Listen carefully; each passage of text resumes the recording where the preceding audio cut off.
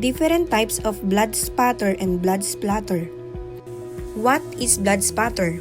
Bloodstain pattern analysis (BPA) is the interpretation of bloodstain at a crime scene in order to recreate the action that caused the bloodshed.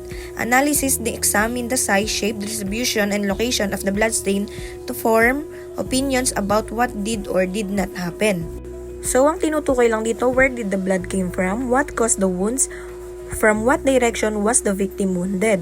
Ayun yung mga example nun. Passive pattern. Passive stains include drops, flows, and pools and technically result from gravity acting on injured body. These are the example of passive pattern. Glass. As we can see, we have a very even round circle at a crime scene. Next is wood. We could also see we have some satellite stains.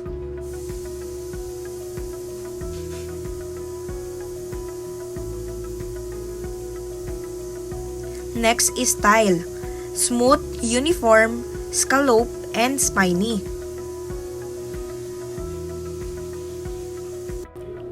Transfer patterns. A pattern that forms when a wet, bloody surface comes in contact with second surface. Example na lang dito is yung mga footprints, fingerprints, wallet, cellphone. And this is the example of transfer patterns. Inside the crime scene, we have a transfer pattern. Gets lighter and lighter as we move along.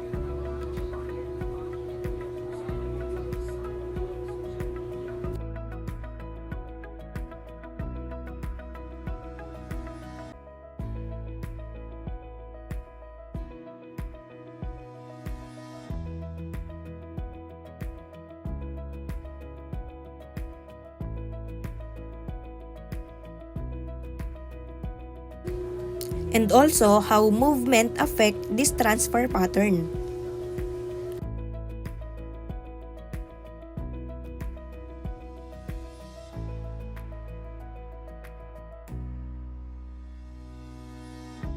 Flow patterns, a change in the shape and direction of a blood stain due to the influence of gravity or movement of the object. This is an example of flow patterns. That is a volume of blood being affected by gravity. As we can see in the video, we have a gravity. Saturation pattern. A blood stain resulting from the accumulation of liquid blood in an absorbent material. Saturation and pooling pattern could tell us that someone is bleeding. Also in the clothes. Pooling pattern, a blood stain resulting from an accumulation of liquid blood on surface.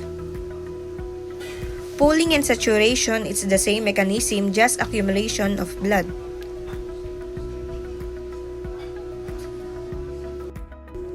Spatter, resulting from blood drops that travel in the same direction as the impact force. Example is hammer, gunshot, yan. We're looking at some sort of external force on an open source of blood.